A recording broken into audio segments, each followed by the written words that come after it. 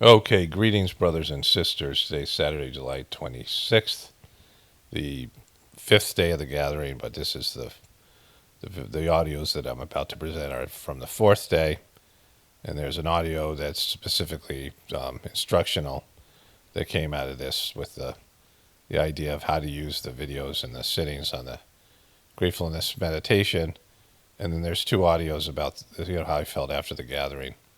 And then one audio, about that, and then an audio this morning that involves, multiple different things. And so, after effects of the gathering. But I feel really great. And I'm going to say this at the end, the condition of the gathering sticks with you for a while. And I'll do updates about it. I feel different. You feel different after a gathering. And this has been the best one so far, so it's great for gratefulness. And, one of the best ones, if not the best one, from my abhyas in general, even though it's not one that happened in India and things like that, which makes me feel good about the way that gratefulness is going. I know that it can be, it's something where people can have a gathering experience just doing being at home and these things. But here are the audios. Okay, greetings, brothers and sisters. Friday, July 25th. 2025. Just completed the sittings, the final sixth sitting, the last sitting for Chargie's birthday gathering for 2025. And I'll talk about the sitting and some of my other reactions in this last video. This will be a part of the Journey series, and it'll be a standalone video for the Gratefulness meditation about my afterthoughts about the gathering. But this specific voiceover I am going to put up as a separate video that is about how and when to use the sittings that are on the YouTube channel. I saw one person, I think in particular, maybe more than one, at least there's one person that was doing the sittings during the gathering. Now, I think I've addressed this in previous videos, and really it's very important that people watch the videos in these various, I'll put this video up on a bunch of different playlists so that it can be watched over and over again, that people understand how to use these videos, these sittings, not the videos, because the videos has nothing to do with it. When and how to take the sittings, when do you have permission to take the sittings, when is it prescribed, and when is it advised to take the sittings? Because first and foremost, this is a spiritual discipline. The word disciple comes from discipline, and Charji was a big disciplined person. I just listened to several talks today, which I'll talk about in this. For those wanting the full, complete video of what I'm talking about, the whole gathering will be the 206th edition of the Journey series. And also there are these day 1, day 2, day 3, day 4, and I'll do some sort of follow-up day 6, day 7, or whatever, afterthoughts. And I'll continue to mention the lingering effects, the positive effects of the gathering, because this is a great gathering. And I'm going to be talking about some of these talks I listened today, some of the Charji talks I listened to. This was the first time I really dove into some of the old talks, and I was going to read some of the literature. I just didn't end up having time. But really, this was the most gathering that we've done online here without going to an ashram and being around groups of other abhyasis. And so in this talk, Charji this is one of the videos on the Sahaj Marg channel, and he was talking about how on Babaji's deathbed, right before Babaji died, he said that he had made a mess of the mission Babaji had because there was a total lack of discipline, and that he had indulged people's and become sort of a slave to their indulgences. I'm not sure it wasn't wishes, I'm not sure the exact word. And he's talked about this in several different places. But Babaji made him promise that he would bring discipline into the mission. And Charji was a very disciplined person. He was never in the military, but he had that kind of mentality. And this practice is a discipline. And so the sittings that are available for the gathering are not any sittings that I have uploaded on YouTube. I've made that, I think, pretty clear. There are instructions that go with all the sittings. And I've done my best to recreate the practice for all of you without having the availability of a preceptor and being around Abhyasis. You certainly can read things in the literature, and there'll be just descriptions of what you should and shouldn't do there. But let me just describe what's supposed to happen at a gathering. Each sitting is coming from the etheric world. Each of these group meditations, even individual sittings, all of them. And it's beyond the control of the master of the system. There are techniques that are used in the sitting, and there are things that happen in each of the sittings that, it's just you choose the right technique based in what needs to happen. Like the sitting itself has a life of its own. So Charji, before he gave group meditation every Sunday, there'd be 3,000 to 5,000 people in Chennai, or wherever he was in the world. There'd be 1,000 in America when he came to America, and some big gatherings where there'd be 10, 20,000. One place had one of his birthdays, like his 75th birthday. He had I think 80,000 people, something like that. But even if it was 2 people, it would be the same. He would, before giving the Sunday satsang, there's a group satsang every Sunday. He would be by himself for an hour, and he would be sitting there, and he would be connecting with this sitting, this invisible, etheric, energetic, transformational experience that was about to happen. And he'd get in touch with the sitting and figure out what he needed to do, what was, the sitting that was going to pass through him. It's beyond even the master of the system's control. And satsang goes whatever way it goes. And so these sittings come through, and as a preceptor, you feel the transmission. You have the idea that the master's sitting there, that God's sitting there, and that they're giving the sitting and not you. So you're being like an antenna. You're being like a faucet, a conduit. And the transmission flows through, and then there'll be sort of instructions that'll come to you. Sometimes they're very subtle, and you'll just get these ideas. Each person has, if they're giving an individual sitting, you read the Abhyasis condition, and you'll see what needs to be cleaned. You'll see these spiritual points, usually in the heart region, that need to be cleaned. At the end of the sitting, there'll be this transmission that's given once some cleaning has been done. And like I said, there's various techniques that can be used, but the sitting itself has a life of its own. And when you have a gathering, it's a series of sittings. And so each sitting builds upon the next one. I'm pretty sure I just was talking about this somewhere. And so again, I'll put this video up in multiple playlists, in every playlist that have sittings and the introductory playlist, so that, people will inevitably listen to this and come back and listen to these things again and again and again.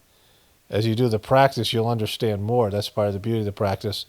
Find the literature, find some of the talks that Charji has given.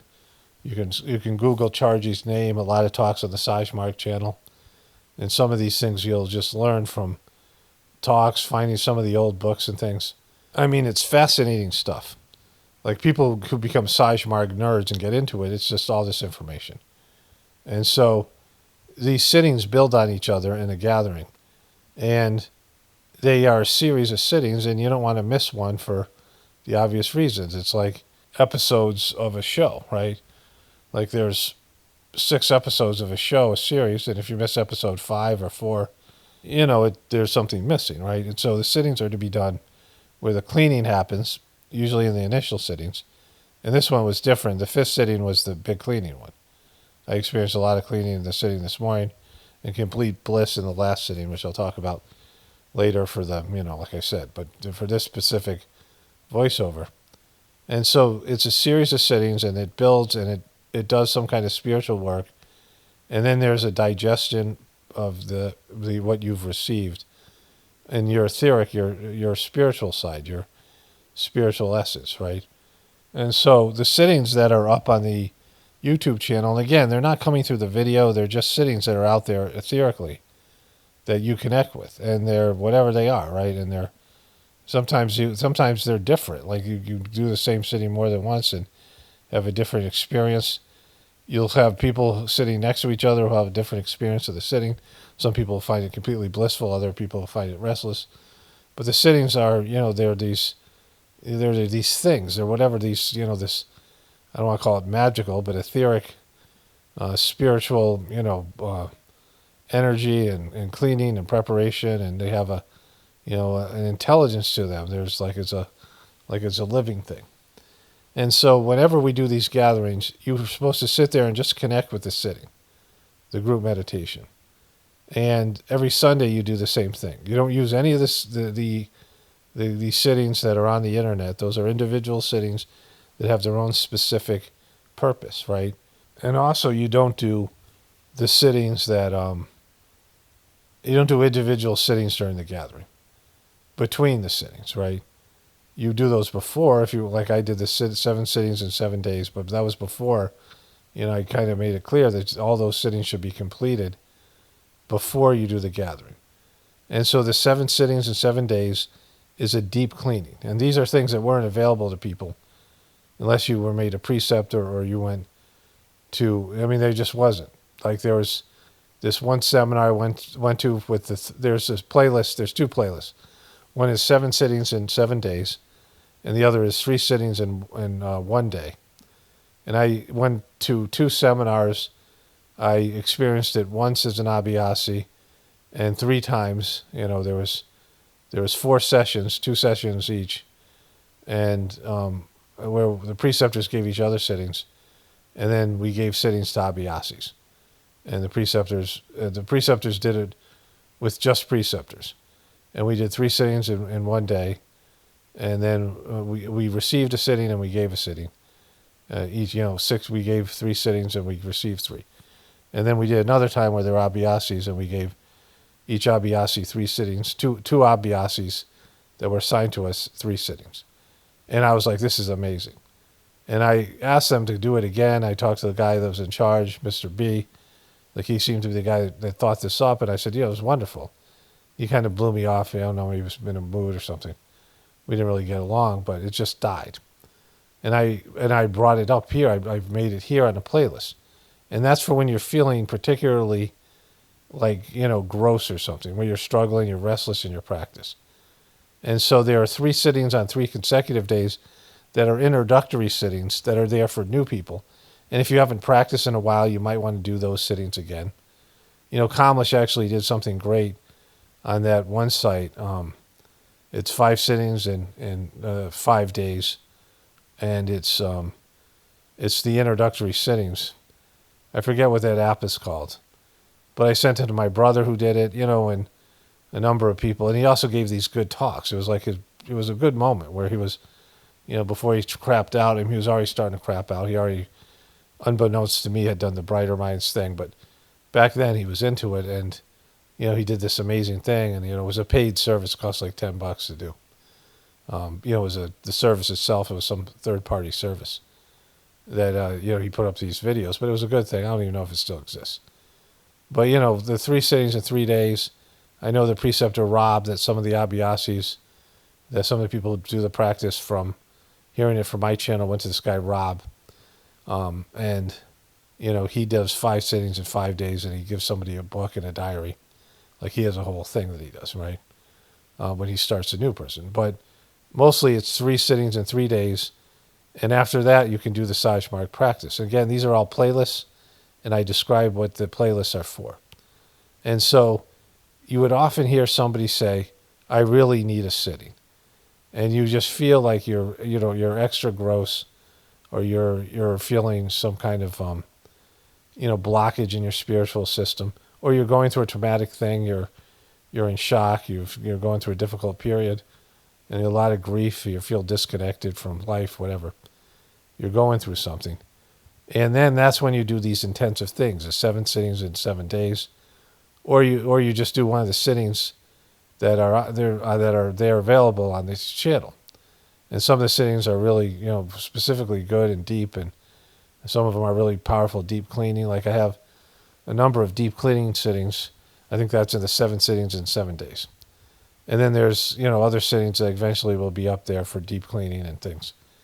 And so, other than that, you should do one individual sitting a week, and I do one usually every Tuesday or Wednesday, and that's just do once, and then there's a sitting on Friday night, 9 p.m. wherever you are, 9 p.m. wherever you are, that is given by the Divine Master, and that's going to be given tonight. I don't know if I'll take that one or not because my wife and I did the last sitting just a while ago. It's 8 o'clock now, and there's a sitting that will be available at 9 p.m. And I'm not sure whether I'll do that or not because during the gathering, you were supposed to not receive an individual sitting for 4 hours after you took a group meditation because you didn't want to clean out. There's a lot of cleaning in an individual sitting. And you didn't want to clean out what you were receiving. And so, the individual sittings there are there to give you like a booster shot. Again, I don't like using the, vaccine,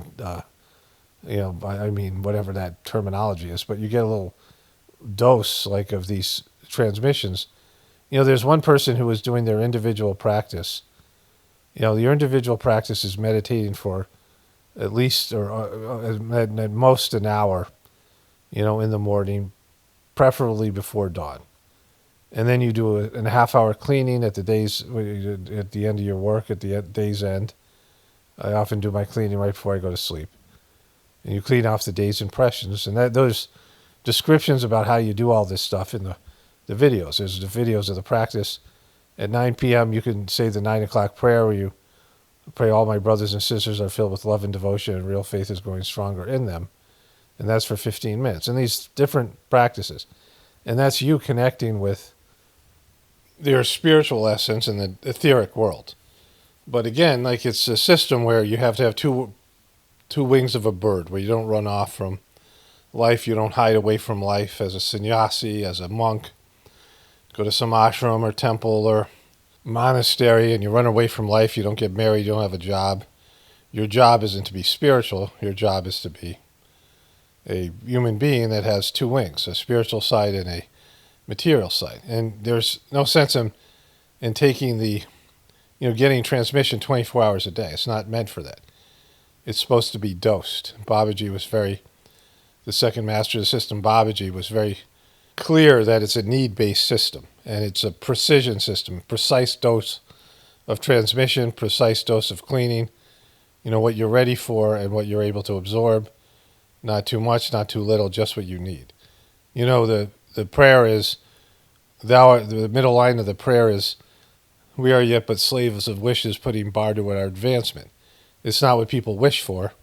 It's not people just to make things up like it's just, some abstract thing and it doesn't really exist. It's imaginary. And you can do whatever you want. There's rules to it, right? There's rules and they're all explained in great detail. And I've done my best to recreate the explanations here. And that's why I say listen to the playlist over and over again. If you're not sure about something, you can ask me a question and I'll usually bring it up in a journey series or a video here. But, it's questions that shouldn't be asked if I've already covered them extensively because I've already put a lot of time and effort into conveying all these things. You do the personal practice because you have to learn to connect with it on your own. It's not a system of just sittings. The sittings are there and they come and they go. Like sometimes I'd wake up in the middle of the night and I'd find transmission descending down, into me in the middle of the night, like 2 o'clock in the morning. It happened quite frequently in my first couple of years of practice. You would be like, oh, I got to meditate. I can feel it. I can feel sitting. Right before I make it to satsang, I'd be driving to satsang Sunday morning. It was about a half an hour away from my house at different times, and I could feel the sitting beforehand.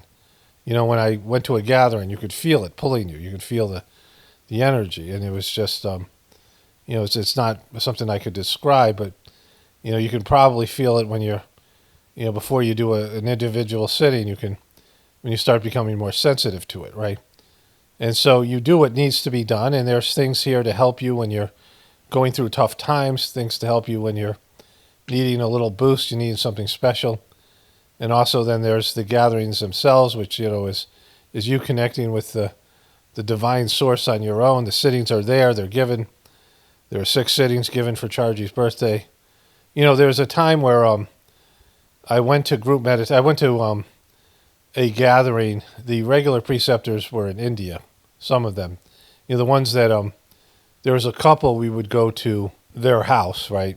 My preceptor, Fred, every Wednesday night, he would give group sets on at his condo, and he could sit about 15 people. He would get about, 10 to 12 people, depending, sometimes more, sometimes less. And then on Sunday was the mandatory sort of sitting group meditation. And we went to these people's house, this couple, and they were in India for Basant, Lalaji's birthday. So this is my first gathering. I started in September, and the first gathering was in February. And one of the Abhyasis, one of these practitioners of the system, had it at her house, right? And Fred was there, my preceptor, and there was a preceptor there who he would eventually, he was in a computer business, and he bought a building to put his computer business in, and then he had a basement in which he donated to the mission, and they made it into a little meditation center, and that sat about 200 people, give or take. It never got that many. It very seldom got that many. But before that, he was just made a preceptor, and he had gone to India a lot. They had these condos you could buy called Gardens of Hearts that are across the street from the ashram. And he was giving the group meditation for Lalaji's birthday, the Basant gathering, Lalaji, the first master of the system. And he got up abruptly and just left. Like we said, that's all, and just left. Didn't talk to anybody. And my preceptor, Fred, was sitting next to me, and he opened his eye slightly, and he said, "It's still going on. The sitting's still going on." And, when you're giving the sitting, the sitting just trails off.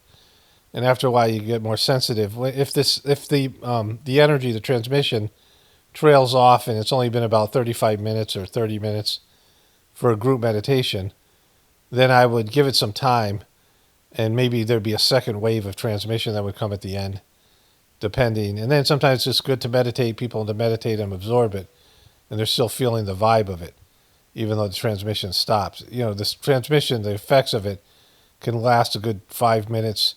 You'll see people at group meditation coming out of meditation really slowly, and they don't really want to leave. They don't want to stop. It's just like they're in this blissed out state. Other times you just want to bounce up and do something. But the guy who started me, Fred, said the sitting's still going on, and we meditated for another 10 minutes, and I talked to that preceptor. His wife who was also an Abhyasi and a preceptor, and she should have been there with us, but she was not really, into it that much. And she was pressuring him to come home for dinner or whatever. And so he really shouldn't have given the sitting because he didn't have enough time. He was looking at his watch and feeling the pressure, and he wasn't, paying attention to the sitting, right? It's a lack of respect for the rest of us, and the sitting would have been better had he not got up. I mean, he could have not even been there, right? And, like preceptors are like vectors. They're spiritual work, so they have like a working internal mechanism where the transmission flows through them. But they're not necessary, which has been demonstrated by the Gratefullness meditation, where the transmission was coming before I started doing preceptor work again. I was able to, and other people were able to, connect with the meditations without me or doing the preceptor stuff. But I ended up doing some of these sittings because of the dream I had with Charji, and it's been effective. But, I was debating whether I should give the sittings, like group meditation, and then take it, then meditate and receive the sitting, the sitting that passed through me. Because as a preceptor, you're not meditating, you're acting as a conduit. And you receive some of the transmissions there in your system, but it's different than when you take the sitting. The cleaning, the transmission has a different effect. And then I just realized that I just didn't have to do the sitting as a preceptor for group meditations on Sunday morning and these gatherings. And that has been transformative for me, and I think it's helped the overall, practice for everybody else as well. Because I know that it's not necessary, because the sittings are just etheric, right? They don't exist in the video. They exist on a different plane of existence that your etheric body and your heart connects to. And you can feel in your physical body somewhat if you're sensitive, but it's, beyond that, right? And so the other piece to this, when Charji was asked to bring discipline to the mission, he said to Babaji, well, if I go all in on discipline, there won't be anybody left. And Babaji says, that's okay as long as I have you. Because Babaji saw what a wreck the mission had become. Of course, we can see that now with Daji and the Heartfulness debacle and what's happened with him. And so people have to be disciplined, self-disciplined, especially, there's rules and, you have to respect it. If you don't, then it's like you're not, why even do it? Like, why bother doing it if you think you know more, right? Why do you need this if you think that you're above the rules, or you can, do the thing the way you want to do it, right? And, again, I'm not sure anybody's doing that. I'm just saying, that's why I'm making these extensive explanations so people understand the practice. Because if you went up gathering and you went up to a preceptor and it just had been group meditation 2 hours ago, and you asked for an individual sitting, the preceptor would say, well, did you attend satsang? And you would say, yeah. He goes, well, you can't get another sitting for 2 hours, and you don't need one. You don't need to do the cleaning. Just let the gathering work, right? Sometimes you feel really shitty at a gathering, but as you go through the series of sittings, you feel blissed out by the end of it, right? You just have to let the system work. And so, I think that's substantial explanation. But when I explain something, this is the way it's supposed to be done, people have to do it that way, not because I'm some, I'm some, masterly figure, because I understand the rules and these things. When I stopped being a preceptor, when I was unmade as a preceptor, I was, my family and I moved from Massachusetts to Virginia. I traveled around to various places. I started in Massachusetts and went to New Mexico and Idaho, and then went back to Massachusetts, and my family and I moved to Virginia. And there was a preceptor in Richmond, Virginia, and he really didn't read the literature. He's a nice guy, but he was very undisciplined. And there was a time we were doing group meditation. I mean, every time people were coming in 10 minutes late, 15 minutes late, 20 minutes late, banging into people. Going back to this thing with Charji, because this is important to the story. Charji, said, he came in and said women and men should sit on different sides of the room. There should be a woman's side and a man's side. And these Western fucking women with, Americans and Europeans, they were, feminists and liberals and hippies, and they attacked him. Like they knew more than him. And he said, Babaji told me to say this isn't for me. But they kept on saying things. And there's this one woman, she tells a story where she was making these arguments to Charji. And she was like, I just really got him. Like I told him I got him in this, she felt like she had a really good point. And Charji paused for a second and looked at her and said, a mind is like a sharp knife. You can use it to cut your bread, or you can use it to cut your throat. And she was like, and he zinged her like with some like spiritual energy, and she like got it, right? Like that she was just being a feminist like bitch and not really understanding the benefits. And once they started to do it, the women realized it was so much better, because men's energy and women's energy is different. Plus, you're sitting there kind of vulnerable. And you don't want to be sitting next to some guy who might, rub up against you or some creepy thing. It was a good thing. When I came in, it made total sense to me, because you're there to meditate. You're not there to, socialize and these other things, right? And so, but this was the kind of discipline that made people quit, because, Babaji didn't want to say these things, but there were issues with it, right? There was issues that, that him not being able to impose these rules, because Babaji said only forbidden is forbidden, because he didn't want people disobeying the master of the system and have the sin of doing whatever they were doing wrong, and also the sin of being disobedient. And so this guy, this preceptor that I was talking about earlier, he was just letting people in and all out. The people were coming in up to a half hour after the sitting. There was this one time where his wife's father had died, so she quit meditating. She was pissed at God. And his son, who was an Americanized Indian kid, he wasn't meditating, was too young. He was in 16 or 17. And they both came into the kitchen, and the kitchen was right next to the living room when we were meditating. And they were opening the refrigerator and using the ice machine. It was like you couldn't meditate. And people were coming in 5 minutes, 10 minutes, and somebody came in a half hour into the sitting. And the sitting was only like 40 minutes long, and disrupting people. And so I said to the guy, look, you got to stop this. This is a fucking mess. And he had men and women just intermingled sitting on the floor. And I said, what you do is you say everyone's got to be there by, on time, like any other fucking appointment. You can't come in, at 9:15 or 9:20. You got to come in at 9 o'clock. And sometimes satsans were at 7:30, so people would get there, would have to get up and get there if they lived a half an hour away. Some centers it was earlier, and his was like at 9 o'clock. I'm saying, you just got to make sure everybody knows, they have to be there, and make an announcement and say we can't have people coming in all hours of the day. And then, and there can't be any of this noise and shit, right? You got to tell your family members to stay out of the kitchen for an hour, and just whatever they're doing. Like there was a TV in the other, like it was just fucking bad. And so the next week rolls around and he comes up to me and goes, somebody's going to be 10 minutes late. It's just okay if we start 10 minutes late. And I'm like, what do you think? I'm the fucking rules master? You think these are my fucking rules that I can give you permission to do this, right? These are just respect. Like, in what situation can you be late? Are you late to work?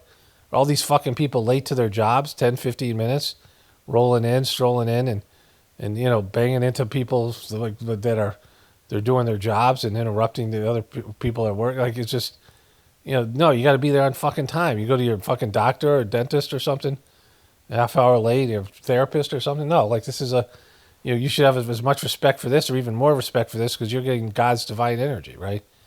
And so it's a discipline. There's a thing here, right? So, and please listen to the videos in every channel, in every playlist.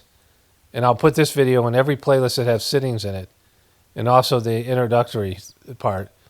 And if you have any questions, listen to the, or if you're doing something that's different from what I say, go find the explanation because I've explained everything. And I shouldn't have to do it every time somebody asks a fucking question because that's disrespectful to me and my time. I've done, all this work for these, to keep this thing going in these playlists, and it's in the playlist. There's videos in the playlist explaining things. And also, like I said, the literature and these other things. But don't deviate. Like, don't just make shit up. The other thing is Sahaj Marg is supposed to be done exclusively, not mixing it with other energetic systems. Maybe some like, Pranhuiti, like a pranayama or something might be okay. But other spiritual systems and other forms of meditation, like, this New Age movement where people take it like a smorgasbord. Americans always think they know more than everybody else. The Americans suck at spirituality. Europeans probably even worse. And so, like, you don't know. It's, we're good at materiality, but not spirituality. And we think we know more, and we have a resistance to authority and don't want to listen and don't want to, think that people know more, even though they've been doing it longer and they're better at it. Americans still think that they can take shortcuts and do shit, right? And that's not what this is, right? So, it's just disheartening for me to read comments about people doing things that are not a part of the system, right? When I've explained it over and over again. And so, please read the freaking, listen to the introductory, explanations in the playlist, and keep all these things in mind. That everything has a purpose, and I think I give good, detailed explanation of what's supposed to be done. And when we have gatherings, it's, you sit there and you wait for the sittings to come. Don't do any other sittings. Don't go to a playlist. Don't use your computer at all. Don't use your phone. It's just you and the divine master. You say the mission prayer, which is, it's been written in all the playlists and other places all over this fucking YouTube channel. You should know it by now anyway. You say the mission prayer, not the 9 o'clock prayer, but the mission prayer. The one that you say before bed, before going to sleep. And then you do the mission prayer, and you connect and meditate. And so that's So anyways, I'm going to put this up as a separate standalone video tonight, and then tomorrow it'll be a part of the explanation or me talking about day 4, and then the rest of these things. Okay, so it's Friday, July 25th, and I just did the individual sitting with my wife. Amazing. Just blissed out. Incredible gathering. I was so, I just went through it this morning with the sitting. And then I was kind of out of it all day. I went shopping and, a couple things happened. Like some person took a left-hand turn. I was listening to Chargie's talks. And a person took a left-hand turn. I was going through the yellow light and they just decided to take a left, and I had to jam on my brakes. Luckily, no one was coming through behind me. I live in a place where people all run the yellow lights. So if you don't go through, you might get slammed from behind. And so it's like a thing. But this was, it was just turning yellow. And this person just was a dick and just did that. And then I had to slam on my brakes for some other reason. I forget what that was. So it was a weird thing because I was just kind of in a daze. But I was still able to drive effectively. And it started to pour. And I left one of the stores and it was raining pretty hard. And this woman pulled in with a Jeep with no windows on it. So, it was a, kind of an interesting day. But then the sitting tonight was just great. In fact, it's 8:59. It's going to turn 9 p.m. for the Friday at 9 sitting. And I just gave a lengthy talk about when you can take sittings and when you can't and what sittings to use, which you've just heard. And that one's, is now being uploaded as a video. And that's, and I didn't want to mess up my condition with not that it necessarily would do that, but I feel so great.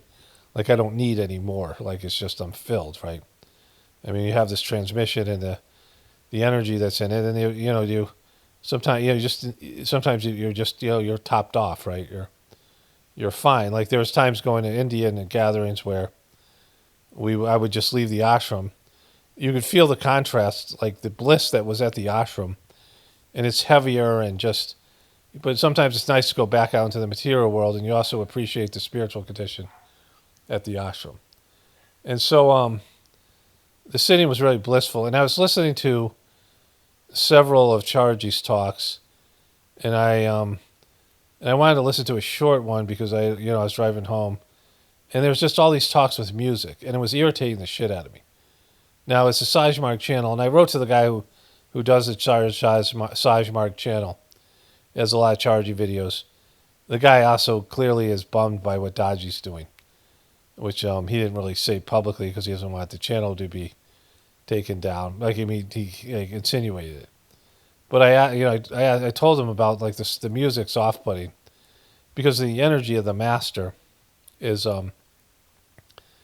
it gets there's a vibration that comes with somebody who's talking, who's transmitting, and it's a subtle vibration. And if you put music in, the music is grosser and it takes away from the talk. And when I turned it off, I felt a big sigh of relief. Like I went through a bunch of these talks, and there was a couple of talks. Hopefully, I'll remember. If not now, tomorrow I'll do a follow-up voiceover. But I came to the talk about character formation, where Chargy just slams the inner circle. Now, these are the people, including Daji, that were around him, that they would just treat people like shit. They wouldn't allow people in. They were just bossy. They, hurt people's feelings. They wouldn't let people have access to Chargy. And they were just, just dicks and just horrible people. And, this guy I talked to, Victor, one of the inner circle people, he was a guy I always respected. He was a good preceptor. And I mentioned this because we were talking about the YouTube channel, and he had told me some stories about some of these guys, and he was struggling back at that time. I think he just stuffed it all down, and now he's, he was pretty close to Daji and some of these other people. And he said that after Chargy gave that talk, he felt like shit, like he was an inner circle guy. He felt really bad, and he came to breakfast the next morning, and all these guys were laughing and patting each other on the back and oblivious to what Chargy just said. It was a pretty rough talk. But I didn't realize there was a part two, and it started to play. And I'm currently listening to the rest of part two. I'll probably finish that tomorrow. But I really enjoyed listening to these talks, and it brought me back to this time. Chargy, really in touch with him more than the previous gatherings. And, really sad to see the gathering end. Like, you just reach a level of like a crescendo of spiritual energy. And then you have to go back to your jobs and you have to travel. And, and you're like leaving heaven, right? It becomes like an internalized heaven. And like and I recognized when I went out shopping and it was raining, which was good because rain is it used to rain on these gatherings, one of the days of the gathering, and Chargy said it was a sign of divine grace descending down. And it rained on right after he died. Chargy's, he had bought this piece of land and he turned it into a big meditation center. Daji built that place in Hyderabad, but this place was called Tiruvalur. And I had gone out there a number of times with various people, and they had the gathering there for Chargie's birthday, and it was pouring. Like, it was just a mess. Everything was muddy. The beds were floating. I mean, it was just rural. You know, they have this rural land where there's a lot of red topsoil, like you see in Georgia and places, that, they're red clay, but it's more powdery. And, these farms that live out that exist. And, they plant some trees, and they have some nice trees and shaded areas, but it was mostly wide open farmland. They grew rice and things. And then when it rained, it's just all flooded. And the tents were flooded, and it was a mess, and it rained all 3 days. Like, it was brutal. But there was just, like this sense of him, passing away. It was the first gathering after he died. And I just feel like the gatherings have gotten better and better. And the more that I've kind of understand what to do and how to navigate it, like moving towards the thing where I'm meditating instead of giving the sittings, because it's unnecessary, because the sittings are descending from above, and there's a whole, they're there for anybody who wants to connect with them. So there's something that I heard today, and I wanted to talk about it. Maybe I'll remember tomorrow, maybe I won't. He said that Babaji, what he said was he was a slave to all these people's compulsions. Their desires or compulsions, and they weren't coming for him, helping them to be more spiritual and do what was best for their spiritual side of existence, right? And as you move along, it's more and more discipline. Like, the discipline aspect of Sahaj Marg is, it's there in the talks and all these other things. And it's understanding that you just can't do whatever you want to do. Like, everything has a purpose. It's, it's a little harder to understand because it's on the abstract. It seems imaginary. One time Chargy gave some person, some business guy, an individual sitting, and the guy said, "Are you pretending to transmit?" And he said, "Well, are you pretending to meditate?" So, there's this element of it, right? Like, people who experience it and have seen the benefit and, feel the energy and feel like how you feel afterwards. I felt really like the best gatherings, you don't want to leave. You're in this different, you just feel different than you normally feel. You're in this like bubble of this heavenly bubble, and your heart's more open. You feel more loving and affectionate, and my wife and I are very loving and affectionate normally, but even more so. And you just feel this love flowing, and it's just a beautiful thing. Anyways, it's late here now, and I'll wrap this one up, and then I'll talk a little bit more tomorrow morning. Maybe I'll remember a few more things. Either way, it was by far the best Gratefulness gathering thus far, and I just expect that they'll get better and better. I put more effort into making it a gathering, instead of just doing the sittings and then going about my business. Although I did make videos, I was able to retain the condition and just do things outside and just be more aware of it. Listening to videos, talks from Chargy helped with it, and reading literature if I had the time, that would have been more helpful too. But those are for next year. But either way, the gatherings have gone a lot better, and I'm very happy with it. Okay, greetings, brothers and sisters. This is an audio that's going to go in 3 separate videos, one on the Gratefulness meditation, one for the Journey series, and then this one here, the video that's going to go up today, Saturday, July 26th, and the video that'll be up tomorrow on Sunday. So the first thing that I want to say, this is this gathering I just went through, and it not went through as a bad thing, but had the blessing to experience. I come out with a different outlook on whatever's going on in my life and the world or whatever. This spiritual gathering, this was the best one that we've done with Gratefulness meditation. And, I had this, the first thing I want to talk about is there is movements within the human system, movements, good movements, bad movements, right? I don't want to say bowel movements, but this is kind of what this one is. It's, there's things that you can give you insight to why a system's going south or why a system's flourishing, why something's being successful, why something's failing. And in terms of the American culture and the global culture, there is something on both sides of a binary system in America, the Democrats and the Republicans, that would indicate that your system is fucked. And so very few people will be able to hear it because of the implications to themselves, right? But let's start off with Joe Biden. So Joe Biden, when he ran for president, he was already a piece of shit. Like, people knew he was a piece of shit. He had run for president 3 times before. Nobody wanted the guy because he was such a piece of shit politician. And just from what people knew about him, like, the way he talked, like, he was like insincere. Nobody liked the guy, right? I mean, he had people who liked him, but they didn't think him as presidential. He got caught plagiarizing people's life stories. He turned other people's life stories into his own when he ran for president the first time. And, like, it isn't just that he got caught lying. He got caught stealing other people's life stories without any sense of, like, that was fucking wrong. And that if he got caught, it would be like, death knell to his candidacy. So this is back in the 80s when shit like this mattered. Because now it wouldn't even matter. It doesn't even matter. But he got caught doing that shit. And the obliviousness that he showed to doing something like that and thinking that he might not get caught and not even really probably consciously aware that he was just lifting life stories from people.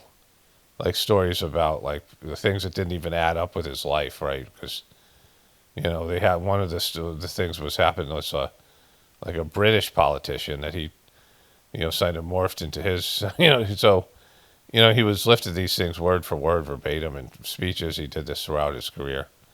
And then he got caught, and it was like, all right, you're not going to be able to be president. And he ran again and again, and nobody wanted him after that. Not just because of plagiarism, or not even, plagiarism didn't even play a role.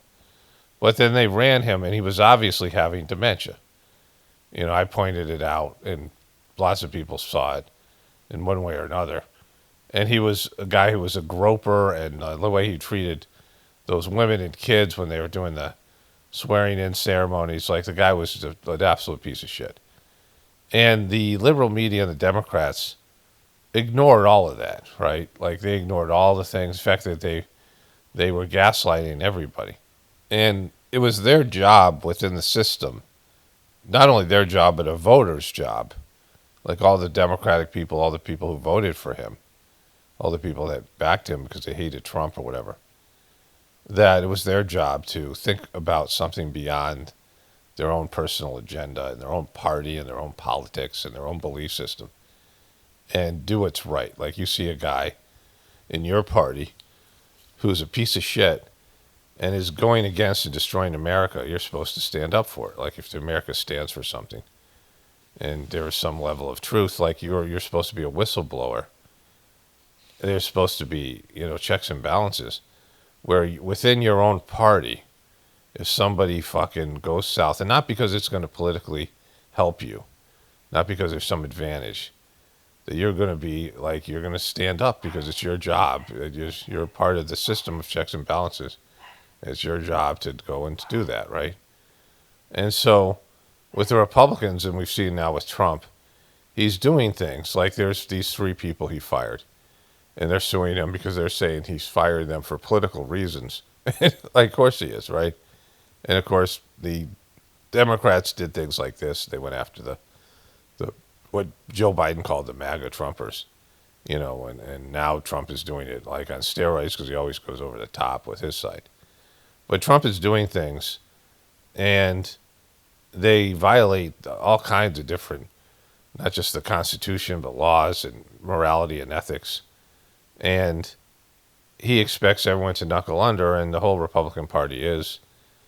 Fox News is not pushing back, and the people, we have now with the Epstein thing, you have some people pushing back, but after it's too late, because, it was obvious what this guy was, this first term, and then between the first term, the last 10 years. And they all went along with it, right? Knowing that he would be detrimental to the system. Trump is anti-constitutionalist. He's anti-patriot. He's anti-America. He's anti all those things. he's even anti the past, make America great again, because he's a dictator. He's, all these things. And the bigger point is that I can understand personally why you have to sacrifice the individual for the whole, the good of the collective, right? Like, we all understand that. Like, there's times where an individual has to be sacrificed, or a movement of people have to be sacrificed for the good of this system, right? I say it all the time. I understand why the truth community and the spiritual community, and again, there's no spiritual community, but people who are connecting to the divinity within them, I understand why both of those two groups have to be sacrificed for the American system to keep on moving forward. People who want to tell the truth in a system that is predicated on deception have to be sacrificed, have to be ostracized, have to be, whatever that thing, as I said, I work for an algorithm that's changed, right? Algorithm workers that changes, that makes you unemployed, right? The algorithm that's rigged against all of us in the truth community, and people in the spiritual community don't have to be rigged against, because people don't want to hear that shit, right? People who don't want to hear about divinity within them and, changing themselves. No one wants to hear that. So, but the system will ostracize you, and people will ostracize you when they realize you're a threat to the system that's that they're 100% dependent on, or dependent on in any way, shape, or form. The system just identifies you as a threat. It doesn't need AI. It doesn't need, there's ways that they can prejudice against you with the algorithms and the AI, but it's the system itself. And so I understand why all of us in the truth community, and people who are understanding the true spiritual nature of humanity and its true spiritual purposes, are going to be prejudiced against by a system that's demonic in nature. And by being demonic, it has to be deceptive, because a demon is an ego that runs amok. It's an ego that thwarts the will of God. And so it goes against the truth. God's the truth. The divine plan is the truth. And being demonic means you're going against that. And so once you have a system that's demonic, then anybody who represents anything that's coming close to the truth has to be, excised out. It can't exist, because the system is predicated on deception. And so people who are speaking the truth, and groups of people who are speaking the truth, have to be prejudiced against. So I understand that. I understand that. It's what I'm going through with my YouTube channel, my slowly dying YouTube channel, and then my talking about spirituality, which is something that, each person's individual ego is working against. And then you have religions and materialism that is doing its best to keeping people from realizing their divine nature, because it, goes against the life of the system and the life of the ego. The ego feels it's going to be extinguished, and the system itself would be extinguished if people were no longer materialistic and consumer-oriented, but were pursuing their divine nature. And so both these things are true, right? But you have a situation where, in a binary us versus them, good versus we're good, they're evil versus system orientation, a system orientated in that way, the left and the right, and the Dems and the Republicans, and this whole binary conflict-oriented system, divide and conquer system, there gets to be a point where they have crossed the line, and both sides are like, I don't care how wrong our leaders are. I don't care how wrong Trump is. I don't care how fucked up Biden is. We're going to pretend that they're great and push through, even we know it's destroying the system. That it's, it's the snake eating its own tail type of situation. And that they're going to back him no matter what. And they're going to, the powers that be are going to back him. And so that's what we have right now. Like, you can see it. That they're like openly lying we'll get into this in a moment. I have these video clips to show you. I already made some video clips yesterday. I have a few more to add to it. But they're openly lying to the American people and themselves and everything else when they know what they're doing is wrong. Willfully doing things that you know to be wrong. And that's your job to speak up about it, and you don't. And so that supersedes, they want to make conspiracy theorists that, even Trump was talking about crazy conspiracy theorists. I think I have that clip coming up, where he uses that term, right? So, like fucking what? So if I don't have it, he does. If I do, I'll show you in terms of my main video. But, so this is where we are as a species, right? Where the people who are in power are willfully destroying the system because of their myopic belief in their point of view and their side. And it doesn't mean that they believe in it in a way like they believe the bullshit they're saying. They believe in their power. They believe in their side having the power and the other side not having the power. Even if they're aware, like they're players or actors being controlled and they know that it's all bullshit, they're still pushing a disastrous agenda on both sides, which we saw with Biden and we see with Trump. And it's been like this for a while, but it's just gotten worse to the point where it crosses a line, right, where people should say, well, my God, Joe Biden's senile. Come on, can't you guys see it? Like Democrats and media people should have said it. They did not wait till they were told they could. Like Jake Tapper, that people like that who jumped on a bandwagon that everybody else who was talking the truth saw it in 2019 that the guy was gone mentally, and he was a piece of shit before that. He was like unpresidential, and then with Trump, like there's lots of people in the Republican Party that have knuckled under to him because he has a bunch of dumb fuck people who are supporting him, and so like this is where we're at as people, right?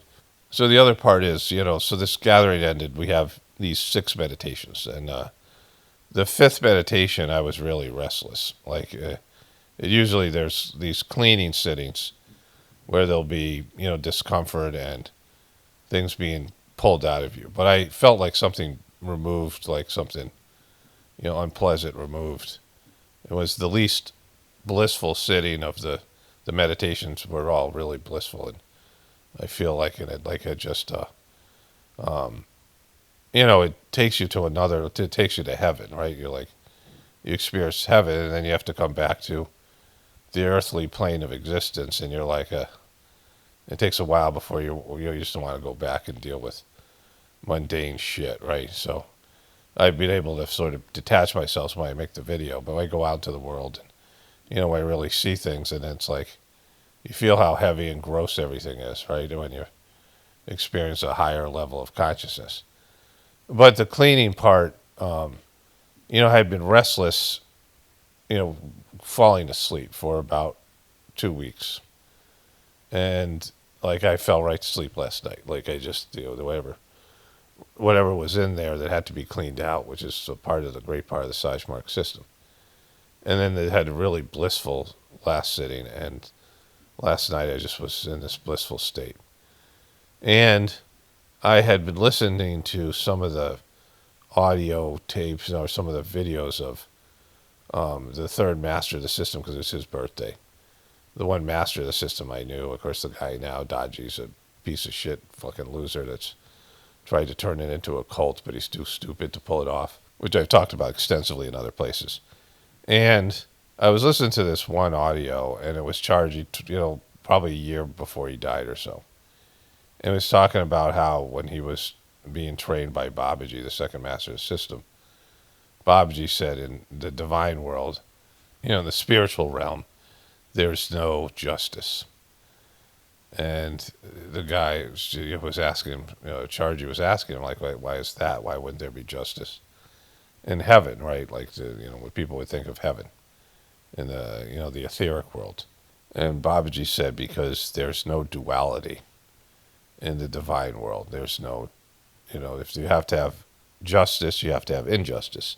There's no injustice in divinity, in the divine world. There's no wrongs committed, everything's truth, everything's, goes the way that it's supposed to go. It all is, based in God and divinity. People don't have, there's no one with freedom of the choice. Your soul has freedom of choice here on the material plane, but when your soul doesn't have a body and doesn't have an ego, these things that don't exist when you're not in a physical body, there's no option to do the wrong thing, and therefore, and this is stuff that I'm adding to the, the explanation. But there's no duality, there's no injustice, so there can't be justice, right?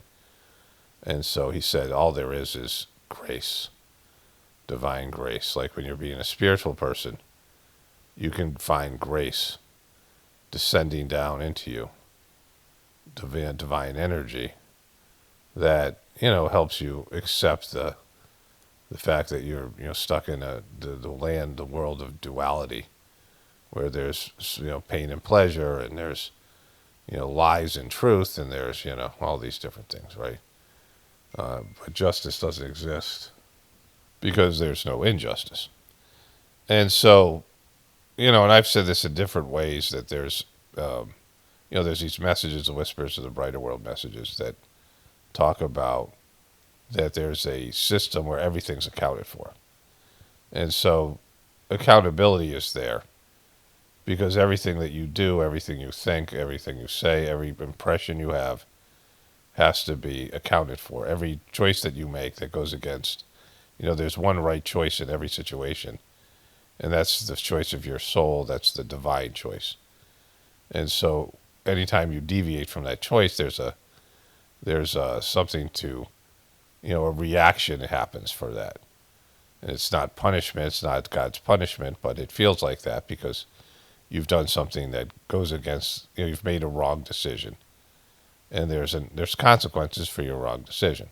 So often people, in the truth community, and just in general, not just in the truth community, are consumed with justice being done. This is the thing that's happening right now with Jeffrey Epstein story emerging. And the obsession with that is that the so-called elite people that are around him, and now involving Trump, but everyone else, somehow there's justice. That they have to suffer what everyone else would suffer. Well, what people think everyone else would suffer, but people get away with shit all the time. That there's a system, an American system that is fair and just, and that everybody who commits a crime, everybody who does something wrong, suffers the same consequences as everyone else, despite your, the power that you have and these other things. But that's not true. That doesn't happen. It almost never happens. There are people who are in prison for smoking pot, and that was or whatever it might be, right? There's minor offenses, right? And then there's people who have committed murders or done things that have caused the suffering of maybe even billions of people in terms of the COVID stuff or whatever it might be. And there's never any, they never go to jail. They never seem to get, the consequences for their actions. And so people in the truth community, people in the, people just in general are obsessed with other people getting away with shit, and they're pissed about it, and they want to see them caught. People who are obsessed with justice, and people who have been wronged, abused as kids, or just whatever it is. There's lots of people who are like this. And they want the system to be fair, and it never is, because things that happen on planet Earth are of human nature, of the human system, where people choose to do the wrong thing, and there are consequences for those things, and some of those consequences won't come to a future life, maybe 3 lives from now. So you have consequences you're suffering right now from things you did 3 lives ago, and you're not consciously aware of them, right? In one of these talks, Master Charji said that if you had consciousness of past lives, for example, so let's say a guy had 50 past lives and he was married to 50 women, 50 different women, and he met all those women in this life, but he was married to a different woman, and he had full memory of their marriage and whether they were happy or not, and kids or whatever, right? You meet people who are his kids, And so you would have these, relationships. I mean, when you meet somebody who was significant in a past life, and this has happened to me a few times, you have, or just even with my wife now, like felt like we knew each other forever. And you start off from where you left off in some previous life. Like you have immediately attached, you like, this is somebody significant in your life, and you just know it, right? This is some of the evidence of past lives. And so when you have a situation where you've done things in the past that you may or may not have been held accountable, or you didn't have the spiritual consequences from whatever you did, good, bad, or indifferent, like good things, you also have consequences for those. You have these things that open up for you from things that you've done in the past. Good things that happen to you from things that you've done in the past. Rewards for behavior, whatever it is, rewards of things. And then you have things that are not, you did bad things, and you have consequences for those things. So, in a one life scenario, you're not going to have everything be fair, and there's not going to be justice. But in a spiritual realm where everybody's held accountable for everything that they do, then there'll be, future consequences, both good and bad, for whatever you're doing. And so that's the reason to, live a life where you're not Tuesday Paul isn't screwing over Friday Paul, right? Like I'm not screwing over some future version of myself. And you can see that even in this life, even if you don't believe in future lives or past lives, you can see where you do something, and you've done something in the past that screws you over in the future. And so you're making a mistake now that you're going to have to pay for later. And you're consciously doing it. Like you realize, you're rationalizing whatever you do, and then you're paying the price later on, right? You'll see like some movie where some guy borrows money from a loan shark to gamble or something, loses the bet, and then in some future version of himself, he's got no thumbs, right? So, like this kind of thing. And so there is justice, and people who are obsessed with it, it's because they're locked down to the material plane of existence, and it's most Americans at this point. Because in a binary system, everybody wants to see the people they hate, whether it's the Democrats or the Republicans or some other group of people. It might be just somebody on the internet. You want to see other people suffer. You feel like they suck, and that that they are not suffering the consequences of their suckiness, and you just want to see them suffer, right? And so, like, it's a fucked up thing that people do, because you're focusing on somebody else suffering is making you suffer. Your hatred is like this, this famous saying, bitterness is like swallowing a poison pill. Resentment, bitterness, hatred is like swallowing a pill of poison and expecting your enemy to die, right? Your life is consumed by hatred, is consumed by bitterness. Some of the other great teachings of Sahaj Marg, that if you hate somebody, the hatred consumes you. Like you have to throw the hate out of your system, because the hate is what you feel. Feeling hate sucks. When you hate somebody, having that feeling of resentment and hate and all these things that, negative feelings suck, right? It deprives you of your happiness. Okay, so I'm going to do an intro to day 4 here. And I think I'm going to put the audio I made yesterday, which I will, which is about when you can do individual sittings and when you can't, these things, like when how the system works and how it's a discipline. But I'm very, happy with this gathering, and there's not much more to say now, but I will continue this on, and we'll see how long the effects, the condition of the gathering last. And so, for now, this is day 4 of the gathering, and like day 5, I'm just, I just feel the after effects, and the prolonged condition that when you go to one of these spiritual gatherings or participate in one, it changes your your trajectory and your orientation and your perception of reality in a good way. Like it's like you go to heaven and then you come back to earth and everything seems different, and then eventually the earth, your earth consciousness slowly creeps in, and then you forget, the condition fades, which is a sad thing, but it's, that's why there's multiple gatherings and things like this. Okay, so I did an audio at the beginning of the video, and this audio is also going to go in the Journey series, and it's also going to go elsewhere, like a standalone video at Gratefullness Meditation I'll put this audio at the end of the video, right? The regular video, and they'll be at the end of everything. All these videos will end with this, with this audio, the Journey Series 1 and the regular video. And so, what I meant to say, and I started talking about this, and I forgot to complete the thought. When I first started Sahaj Marg, I had such profound experience, like a transformational, huge, experience, and the gist of it was that the reason for life, there's a joke, like there's a kind of divine joke, and that people on earth all believe that they're materialistic bullshit and all the stuff that they're caught up in and all the, work stuff and family stuff and, personal stuff and ego stuff and goals and ambitions and all these things, right? The famous saying, humans make plans, men make plans, and God laughs. And the real reason for your existence is to do with your soul.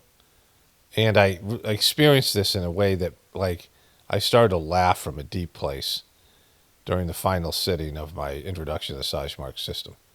Like, I just had this profound experience with it. And I had never believed in anything before, not passionately, not like on a soul level, and I'd always been the guy who was, sitting in the back of the class making fun of stuff, right? To a couple, to a couple of friends or one friend or something. I was not somebody who was, like motivated person, like an A personality, somebody who had to rally people, and somebody who was like a cheerleader and a kind of person that would give a pep talk before a basketball game. I wasn't like that kind of guy. Like, get people emotionally fired up. I mean, for the most part, I just didn't, I was the guy on the outside, right? The person circling the fire. I was on the periphery. And so all of a sudden I had something I believed in. And I thought if I told people about it, they would do the Sahaj Marg system. And I told my family and friends, and I was in a school, like a human service school where you verbalized your opinion, and I brought it to this, these classrooms that were big classrooms where people, were encouraged for critical thinking, my degree in human services. And I talked to everybody I could. And my brother tried only because he said he thought I was in a cult. So, like, I convinced nobody. And it was a real bummer for me. Like, I had this great thing in Sahaj Marg, and I felt like it was my, I left the third sitting feeling like it was my responsibility to tell everyone about it. And I realized that no matter who I told about it, it didn't matter. Like, it just didn't matter. Because people didn't want to hear it. And I didn't want to hear it. When I first started, I was given I was going to, my ex-girlfriend had found a therapist who was, she had an MSW, but she was also a channeler. She channeled, she had gone to this class that I would later go to and learn how to channel, and she was good at it. Like, she was like, she was a real medium. And, I went through therapy, and I learned that my current life at that time was dead, like it was over. But my new life hadn't started, and it wouldn't start till I started Sahaj Marg.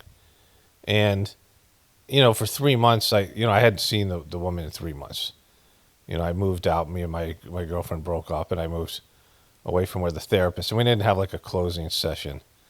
And I was struggling because, like, I went back to school, and I got some things out of it, but I was kind of miserable because I couldn't go back to my old life, but my new life hadn't started. Like, I was in this transitional period. And I came back in, and I was kind of annoyed by the whole process. And she asked her guides, and they said I should meditate. And she had started Sahaj Marg. Like, she quit. She didn't like it. But she liked it in the beginning. She did for about 6 months. And she handed me a piece of paper with the stuff about the Sahaj Marg meditation. I'm like, what's this? Because I tried to meditate before. I'd done some yoga to improve my basketball. I'd taken a few different yoga classes. And I was like, what's this? It's like silly. I wouldn't, I don't want to meditate like fucking, I was like bummed, right? And then 3 months later, I picked up the piece of paper. I had a desk, and I was writing a book, and, a book that's not worth reading, but it was my first attempt. And I put it on the desk, and it just sat there for like 3 months. And one day I picked it up, and it was around this time of year. It was on August 3rd, right before then, like, August 1st or something. And I picked it up, and it said something about the heart, and I felt vibrations in my heart while I was reading it. So I said, oh, there might be something here to it. But I rejected it at first, right? I didn't want to hear it. And if somebody had said what I'm saying now, I wouldn't have listened.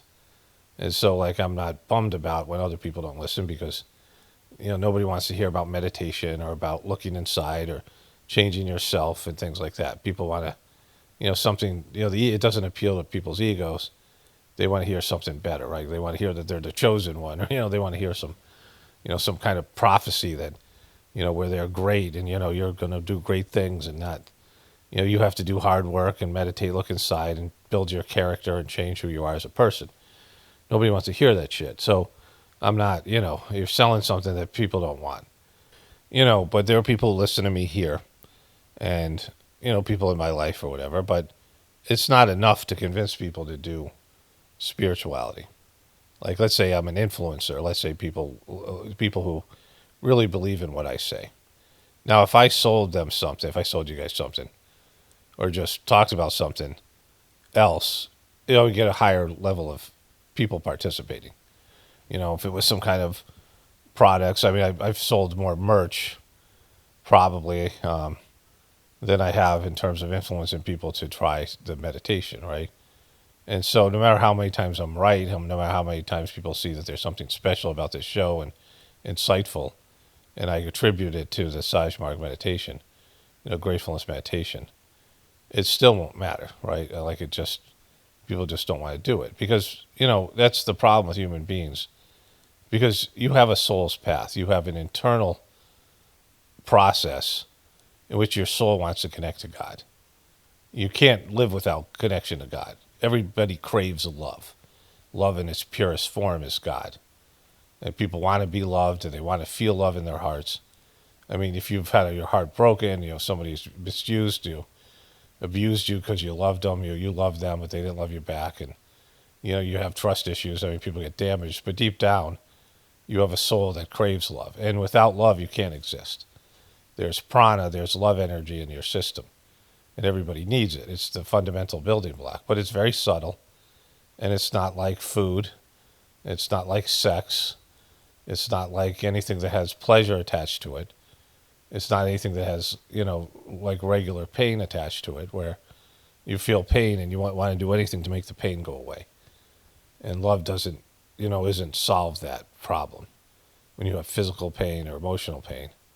It does, but on a very subtle level. So, you're taking something that has no sensory stimulation. Love has no sensory stimulation. It stimulates your heart in a way that, true love, not pleasure, not love that's associated with pleasure, but, love enhances everything. Love makes everything better.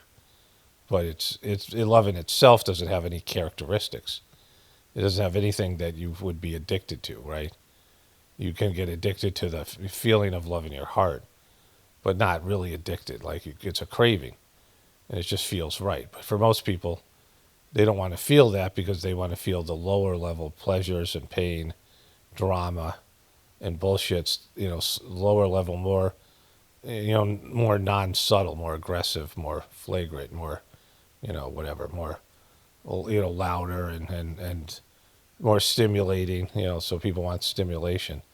And especially now with kids growing up with the internet. And so love is subtle, and they don't want it. They don't want God.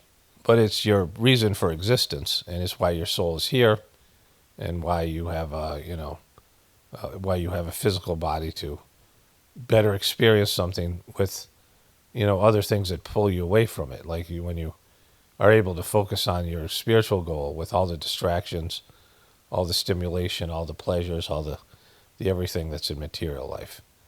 But, going back to what I was saying in the first part of the video, people just don't want it. Like, people don't, you're talking to people about something that they're going to reject and not pursue.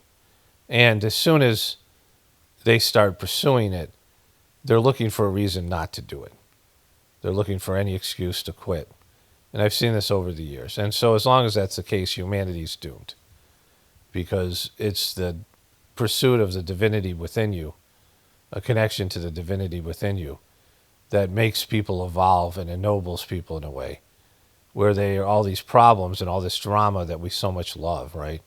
Remember from the Matrix movie, the second Matrix movie, where the character called the Architect, which was interesting from a Freemasonic perspective because they worship the great architect, is talking to Neo and saying, it's actually the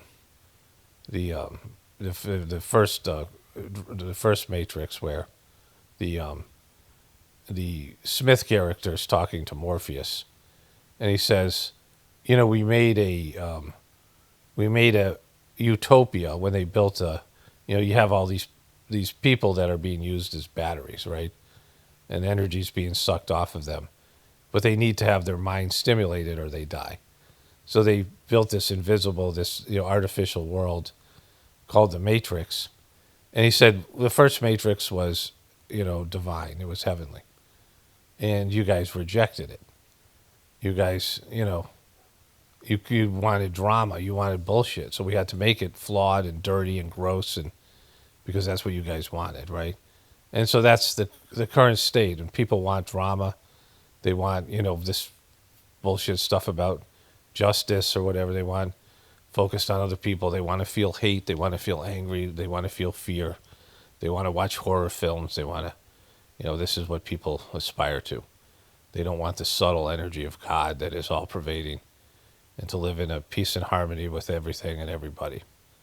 And as long as that's the case, you'll have the world that you have now. And you don't have any bullshit excuses to fall back on, because it's, you're choosing this, right? You're choosing the fucking drama. You're choosing the low stuff. You're not embracing your higher nature. And everybody who does that has no excuse. There's no victim consciousness. There are people who embrace their higher nature and they live in a service of the divine, and they're free from all the bullshit. It's just peripheral stuff that they pay no attention to. The deeper the more stuff that's outside, that's abhorrent that they see, it just drives them deeper into their internal world. And they're pretty oblivious to the state of the world. I mean, they see it, but they're not, it doesn't matter, because all they see is God everywhere they look. And so, that's the beauty of spirituality.